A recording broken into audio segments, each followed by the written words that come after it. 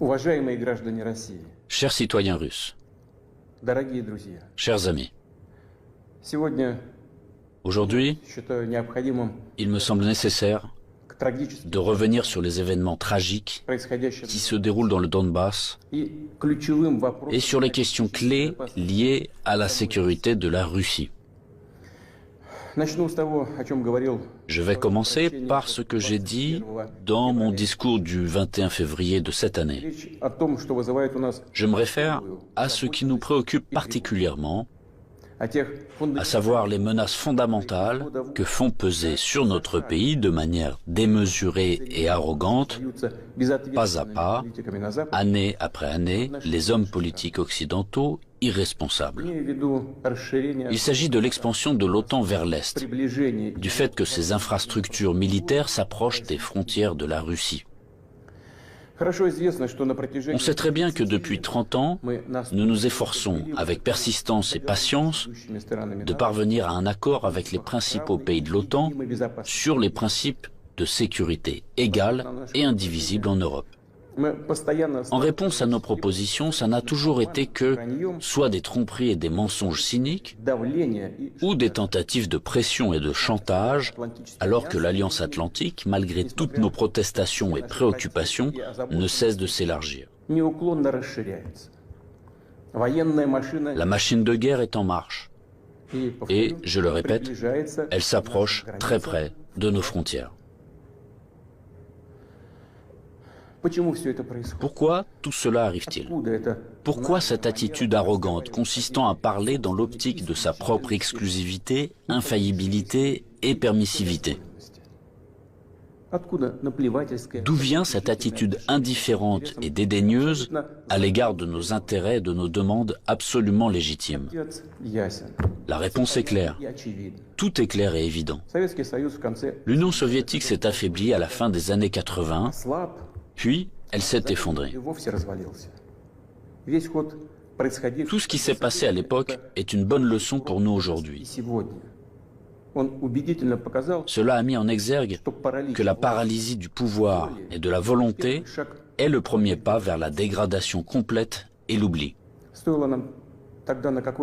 Dès que nous avons perdu notre confiance en nous-mêmes, un certain temps, l'équilibre des pouvoirs dans le monde a été rompu. Cela a conduit à une situation où les traités et accords existants ne sont plus réellement en vigueur. La persuasion et les demandes n'ont aucun effet. Tout ce qui ne convient pas aux détenteurs de l'hégémonie, aux grands de ce monde, est qualifié d'archaïque, obsolète et inutile. Et inversement, tout ce qui leur semble avantageux est présenté comme la vérité ultime, est imposé à tout prix, de manière insolente, par tous les moyens. Ceux qui ne sont pas d'accord finissent à genoux. Ce dont je parle maintenant ne concerne pas seulement la Russie, et nous ne sommes pas les seuls à être préoccupés par cela. Il s'agit de l'ensemble du système de relations internationales, et parfois même les alliés des États-Unis eux-mêmes. Après l'effondrement de l'URSS, le monde a été de fait remodelé et les normes établies du droit international, dont les principales, fondamentales, ont été adoptées à la fin de la Seconde Guerre mondiale et ont largement consolidé ces résultats, ont commencé à gêner ceux qui se sont déclarés vainqueurs de la guerre froide. Bien sûr, dans la vie pratique, dans les relations internationales, dans les règles pour les organiser, il était nécessaire de prendre en compte les changements de la situation dans le monde et de l'équilibre même des forces. Mais cela aurait dû être fait de manière professionnelle, progressivement, avec patience, en prenant en compte et en respectant les intérêts de tous les pays, et en pleine conscience de leurs responsabilités. Or non, en raison de l'euphorie due à la supériorité absolue, d'une sorte de forme moderne d'absolutisme, et dans le contexte d'un faible niveau de culture générale et de fatuité de ceux qui ont préparé, pris et promu des décisions qui étaient rentables uniquement pour eux-mêmes, la situation a pris une tournure différente. Voici des exemples tout trouvés. Tout d'abord, sans aucune autorisation du Conseil de sécurité de l'ONU, ils ont mené une opération militaire sanglante contre Belgrade. Ils ont utilisé des avions, des missiles en plein cœur de l'Europe. Plusieurs semaines de bombardements continus sur des villes pacifiques, sur des infrastructures vitales. Il est nécessaire de rappeler ces faits, car certains collègues occidentaux n'aiment pas se souvenir de ces événements. Et quand nous en parlons, ils préfèrent faire référence non pas aux normes du droit international, mais aux circonstances qu'ils interprètent comme ils l'estiment nécessaires. Puis est venu le tour de l'Irak, de la Libye et de la Syrie. L'utilisation illégitime de la force militaire contre la Libye, la dénaturation de toutes les décisions du Conseil de sécurité de l'ONU sur la question libyenne ont conduit à la destruction complète de l'État. Au fait qu'un énorme foyer de terrorisme international est apparu. Au fait que le pays s'est trouvé plongé dans une catastrophe humanitaire dans l'abîme de la guerre civile qui a duré plusieurs années et se poursuit encore. La tragédie à laquelle des centaines de milliers, des millions de personnes ont été condamnées, non seulement en Libye, mais dans toute cette région, a provoqué un exode migratoire massif de l'Afrique du Nord et du Moyen-Orient vers l'Europe. Un sort similaire a été réservé à la Syrie. Les opérations militaires de la coalition occidentale sur le territoire de ce pays, sans le consentement du gouvernement syrien et sans la sanction du Conseil de sécurité de l'ONU, ne sont rien d'autre qu'une agression, une intervention. Cependant, l'invasion de l'Irak, qui n'avait aucun fondement juridique non plus, occupe une place particulière. Comme prétexte, ils ont choisi les prétendues informations fiables dont auraient disposé les États-Unis sur la présence d'armes de destruction massive en Irak. Pour preuve, le secrétaire d'État américain agitait publiquement devant le monde entier un tube rempli de poudre blanche assurant tout le monde qu'il s'agissait d'une arme chimique en cours de développement en Irak. Et puis il s'est avéré que tout cela était une manipulation, du bluff. Il n'y avait pas d'armes chimiques en Irak. C'est incroyable, surprenant, mais le fait est là. Il y a eu des mensonges au plus haut niveau étatique et du haut de la tribune de l'ONU. Et en conséquence de cela, il y a eu des sacrifices énormes, des destructions, une progression incroyable de terrorisme. En fait, on a l'impression que pratiquement partout, dans de nombreuses régions dans le monde, là où l'Occident vient mettre en place son ordre, cela se termine en blessures sanglantes qui ne cicatrisent pas, en plaies que sont le terrorisme international et l'extrémisme. Tout ce que j'ai évoqué en est l'exemple le plus flagrant, mais ce n'est en aucun cas le seul exemple du mépris du droit international. S'ajoutent à cela les promesses faites à notre pays de ne pas étendre l'OTAN d'un pouce vers l'Est. Je le répète, ils ont menti, ou en termes populaires, ils nous ont tout simplement arnaqués. Oui, on entend souvent dire que la politique est quelque chose de sale, peut-être, mais quand même pas à ce niveau-là. Après tout, un tel comportement de tricheur contredit non seulement les principes des relations internationales, mais surtout les normes de moralité et d'éthique généralement reconnues. Où sont la justice et la vérité ici? Ce ne sont que des mensonges et de l'hypocrisie. Par ailleurs, des hommes politiques, des politologues et des journalistes américains eux-mêmes écrivent et parlent du fait qu'un véritable empire du mensonge a été créé aux États-Unis ces dernières années. Difficile de ne pas être d'accord avec ça, c'est ainsi. Mais il ne faut pas jouer les modestes. Les États-Unis restent un grand pays, une puissance avec un rôle moteur. Tous leurs satellites non seulement leur donnent raison, avec résignation et humilité, ils se joignent à leur rhétorique pour n'importe quelle raison, mais ils copient également leur comportement. Ils acceptent avec enthousiasme les règles proposées. Par conséquent, nous avons toutes les raisons d'affirmer avec certitude que l'ensemble de ce qu'on appelle le bloc occidental, formé par les États-Unis à leur image, est, dans cet ensemble, cet empire du mensonge. Quant à notre pays, après l'effondrement de l'URSS, malgré toute l'ouverture sans précédent de la nouvelle Russie moderne, la volonté de coopérer honnêtement avec les États-Unis et d'autres partenaires occidentaux, et dans les conditions d'un désarmement quasi unilatéral, Ils ont immédiatement essayé d'aller jusqu'au bout, de nous achever, de nous détruire complètement. C'est exactement ce qui s'est passé dans les années 90, au début des années 2000, lorsque l'Occident, dit collectif, a soutenu très activement le séparatisme et les gangs de mercenaires dans le sud de la Russie. Quels sacrifices, quelles pertes, tout cela nous a-t-il alors causé? Quelles épreuves avons-nous dû traverser avant de briser définitivement le terrorisme international dans le Caucase? Nous nous en souvenons et nous ne l'oublierons jamais. En fait, jusqu'à récemment, ils n'ont cessé de chercher à nous utiliser dans leurs propres intérêts, de détruire nos valeurs traditionnelles, de nous imposer leurs pseudo-valeurs, ce qui nous consumerait, nous, notre peuple, de l'intérieur. Ces attitudes qu'ils imposent déjà agressivement dans leur pays et qui conduisent directement à la dégradation et à la dégénérescence, car ils contredisent la nature humaine. Cela n'arrivera pas et personne n'y est jamais arrivé. Cela ne fonctionnera pas non plus maintenant. Malgré tout, en décembre 2021, nous avons une nouvelle fois tenté de nous mettre d'accord avec les États-Unis et leurs alliés sur les principes pour assurer la sécurité en Europe et le non-élargissement de l'OTAN. Tout cela en vain.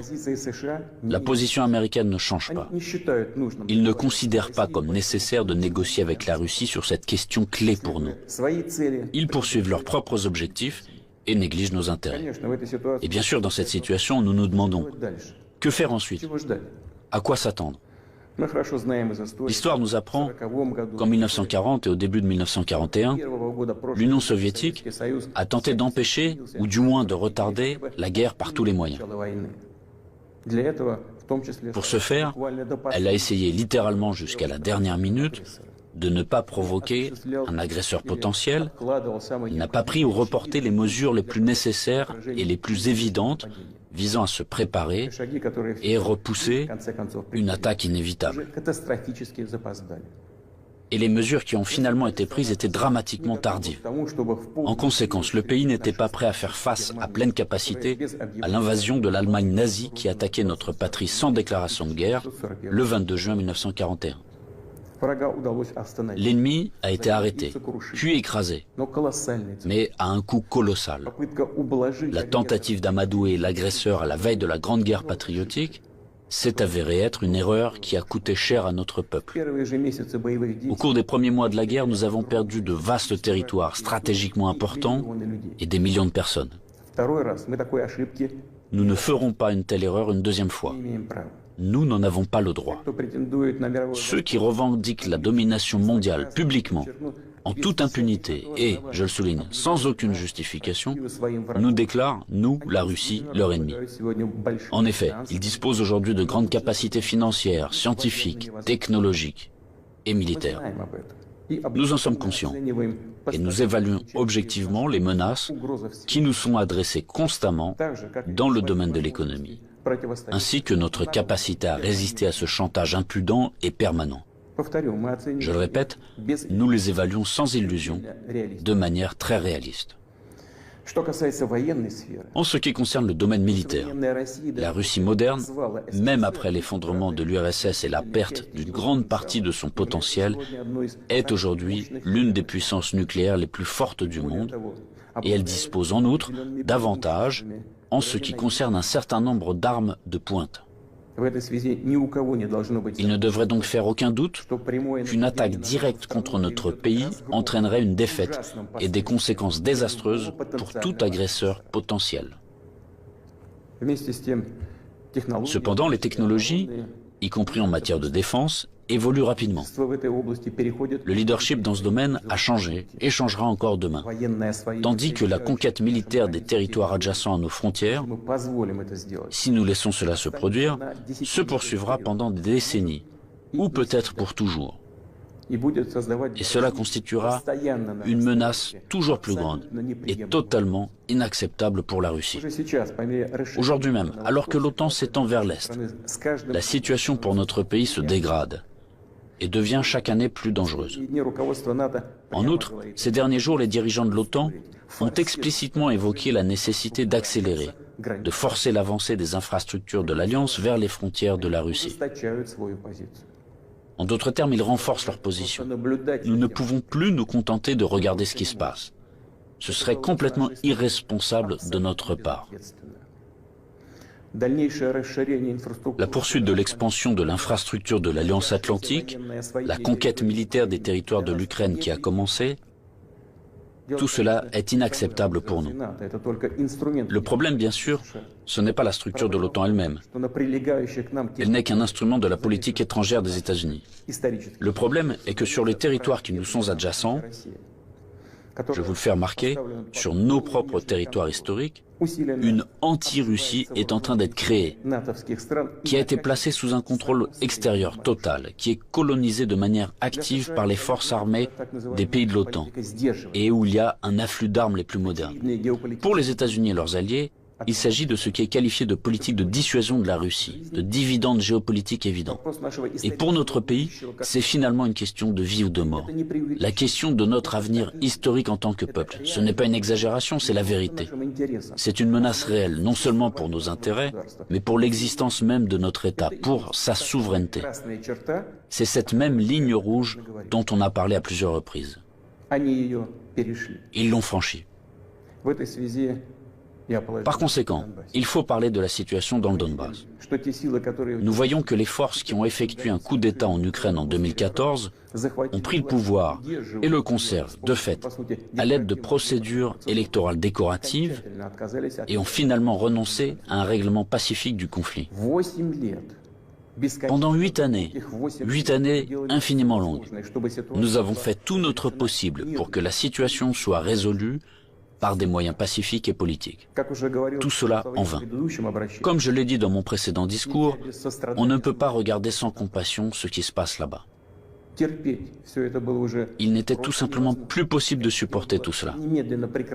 Il était nécessaire de mettre fin immédiatement à ce cauchemar, au génocide des millions de personnes qui y vivent, dont le seul espoir est la Russie, dont le seul espoir est en nous. Ce sont ces aspirations, ces sentiments, la douleur des gens qui ont été pour nous le principal motif pour décider de reconnaître les républiques populaires du Donbass. Voilà ce qui me paraît important de souligner davantage. Les principaux pays de l'OTAN, pour parvenir à leurs propres objectifs, soutiennent en Ukraine les nationalistes extrêmes et les néo-nazis, qui à leur tour ne pardonneront jamais aux Criméens, aux habitants de Sébastopol, leur libre choix, à savoir la réunification avec la Russie. Bien sûr, ils iront en Crimée, tout comme dans le Donbass, portant la guerre, afin de tuer, tout comme les punisseurs des gangs de nationalistes ukrainiens, complices d'Hitler pendant la Grande Guerre patriotique, qui massacraient des personnes sans défense. Et ils déclarent aussi ouvertement revendiquer un certain nombre d'autres territoires russes.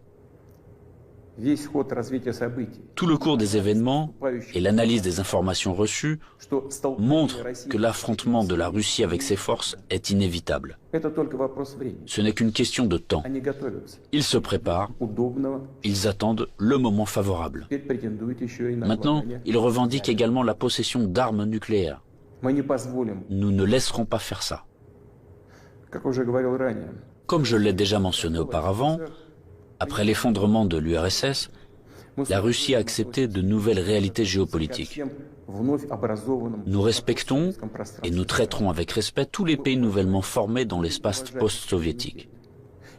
Nous respectons et respecterons leur souveraineté, comme en témoigne l'aide que nous avons apportée au Kazakhstan qui a fait face à des événements tragiques et à un défi lancé à son statut d'État et à son intégrité. Mais la Russie ne peut pas se sentir en sécurité, se développer, exister avec une menace constante venant du territoire de l'Ukraine contemporaine. Je rappelle que dans les années 2000-2005, nous avons riposté militairement aux terroristes du Caucase, défendu l'intégrité de notre État, préservé la Russie. En 2014, nous avons soutenu les Criméens et les résidents de Sébastopol. En 2015, nous avons utilisé les forces armées pour mettre un obstacle sûr à l'infiltration de terroristes de Syrie en Russie. Nous n'avions pas d'autre moyen de nous protéger. La même chose se produit à l'heure actuelle. On ne nous a tout simplement pas laissé d'autres possibilités de protéger la Russie, notre peuple, à l'exception de celles que nous devrons utiliser aujourd'hui.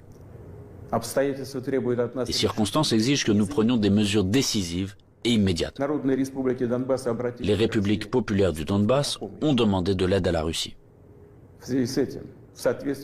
À cet égard, conformément à l'article 51, partie 7 de la Charte des Nations Unies, conformément à l'autorisation votée par le Sénat de la Fédération de Russie et en application des traités d'amitié et d'assistance mutuelle avec la République populaire de Donetsk et la République populaire de Lugansk, ratifiés par l'Assemblée fédérale le 22 février dernier, j'ai décidé de mener une opération militaire spéciale.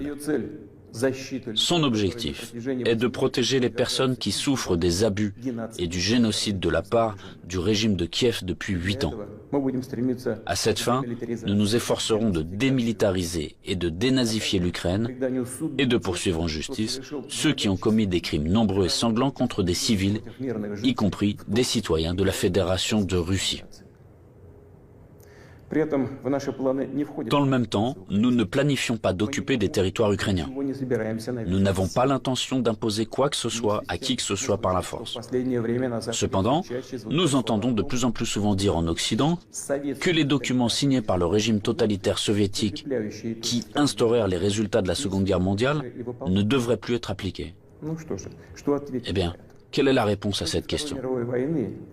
Les résultats de la Seconde Guerre mondiale sont sacrés, tout comme les sacrifices de notre peuple sur l'autel de la victoire sur le nazisme. Et cela ne contredit pas les hautes valeurs des droits de l'homme et des libertés fondées sur les réalités de toutes les décennies d'après-guerre. Cela n'annule pas non plus le droit des peuples à l'autodétermination stipulé par l'article 1er de la Charte des Nations Unies. Je tiens à vous rappeler que, ni lors de la création de l'URSS, ni après la Seconde Guerre mondiale, personne n'a jamais demandé aux habitants de certains territoires faisant partie de l'Ukraine d'alors comment ils voulaient eux-mêmes organiser leur vie. Notre politique est fondée sur la liberté de choix, permettant à chacun de déterminer en toute indépendance son propre avenir et celui de ses enfants. Et nous considérons qu'il est important que ce droit, le droit de faire son choix, puisse être exercé par tous les peuples vivant sur le territoire de l'Ukraine contemporaine, par tous ceux qui le souhaitent. À cet égard, je m'adresse également aux citoyens ukrainiens. En 2014, la Russie a été obligée de protéger les habitants de Crimée et de Sébastopol de ceux que vous traitez vous-même de nazis. Les habitants de Crimée et de Sébastopol ont choisi de rejoindre leur patrie historique, la Russie, et nous l'avons soutenu. Je le répète, il était tout simplement impossible de faire autrement. Les événements d'aujourd'hui ne sont pas liés à la volonté de porter atteinte aux intérêts de l'Ukraine et du peuple ukrainien. Ils sont liés à la nécessité de protéger la Russie elle-même contre ceux qui ont pris l'Ukraine en otage et tentent de l'utiliser contre notre pays et son peuple. Je le répète, nos actions relèvent de l'autodéfense, contre les menaces qui pèsent sur nous et contre un désastre encore plus grave que celui d'aujourd'hui. Aussi difficile que cela puisse être, je vous demande de le comprendre et je vous appelle à la coopération pour tourner au plus vite cette page tragique et avancer ensemble, pour ne permettre à personne de s'immiscer dans nos affaires, dans nos relations, mais les développer de manière indépendante, afin que cela réunisse les conditions nécessaires à la résolution de tous les problèmes et, malgré l'existence de frontières entre les États, nous renforcerait de l'intérieur comme si nous ne formions qu'un. Je crois en cela. Je crois que tel est notre avenir. Je dois également m'adresser aux militaires des forces armées ukrainiennes. Chers camarades, ce n'est pas pour que les néo-nazis d'aujourd'hui prennent le pouvoir en Ukraine que vos pères, vos grands-pères, vos arrière-grands-pères se sont battus contre les nazis en défendant notre patrie commune. Vous avez prêté serment d'allégeance au peuple ukrainien et non à la junte hostile au peuple qui pille l'Ukraine et persécute ce même peuple. Ne suivez pas ces ordres criminels. Je vous exhorte à déposer les armes immédiatement et à rentrer chez vous. Je tiens à le préciser, tous les militaires de l'armée ukrainienne qui obéissent à cette exigence pourront librement quitter la zone des hostilités et retourner auprès de leur famille. Une fois de plus, j'insiste fortement. Toute responsabilité pour une éventuelle effusion de sang reposera entièrement sur la conscience du régime au pouvoir sur le territoire de l'Ukraine. Maintenant, quelques mots importants, très importants, pour ceux qui seraient tentés de s'ingérer dans les événements en cours. Quiconque essaiera d'interférer contre nous, et plus encore de créer des menaces pour notre pays, pour notre peuple, doit savoir que la réponse de la Russie sera immédiate et mènera à des conséquences auxquelles vous n'avez jamais fait face dans votre histoire. Nous sommes prêts à n'importe quelle évolution de la situation. Toutes les décisions nécessaires à cet égard ont été prises. J'espère être entendu. Chers citoyens russes, le bien-être, l'existence même d'États et de peuples entiers, leur succès, leur viabilité, trouvent toujours leur origine dans le puissant système des racines englobant leur culture et leurs valeurs. L'expérience et les traditions de leurs ancêtres, et bien sûr, dépendent directement de la capacité à s'adapter rapidement à une vie en constante évolution, de la cohésion de la société, de sa volonté de se consolider, de rassembler toutes les forces pour aller de l'avant. Les forces sont toujours nécessaires, toujours. Mais la force peut être de qualités diverses. La politique de l'empire du mensonge que j'ai évoquée au début de mon intervention repose avant tout sur la force brutale et directe. Dans de telles situations, nous disons, quand il y a de la force, pas besoin d'avoir quelque chose dans la tête. Or, nous savons que la vraie force réside dans la justice et la vérité, qui sont de notre côté. Et s'il en est ainsi, alors il est difficile de ne pas être d'accord avec le fait que c'est la force et la volonté de se battre qui sont les fondements de l'indépendance et de la souveraineté, les fondations nécessaires et uniquement sur lesquelles on peut construire son avenir de manière fiable, construire sa maison, fonder sa famille, sa patrie. Chers compatriotes, je suis convaincu que les soldats et les officiers des forces armées russes fidèles à leur pays accompliront leur devoir avec professionnalisme et courage. Je ne doute pas que tous les niveaux du pouvoir et les spécialistes responsables de la stabilité de notre économie, du système financier et du domaine social, ainsi que les dirigeants de nos entreprises et tous les milieux d'affaires russes travailleront d'une manière harmonieuse et efficace. Je compte sur une position consolidée patriotique de tous les partis représentés au Parlement et des forces publiques. Après tout, comme cela a toujours été dans l'histoire, le destin de la Russie se trouve entre les mains fiables de notre peuple multinational. Cela signifie que les décisions adoptées seront exécutées, que nos objectifs seront atteints et que la sécurité de notre patrie sera garantie d'une manière sûre. Je crois en votre soutien et en la force invincible que nous donne l'amour de la patrie.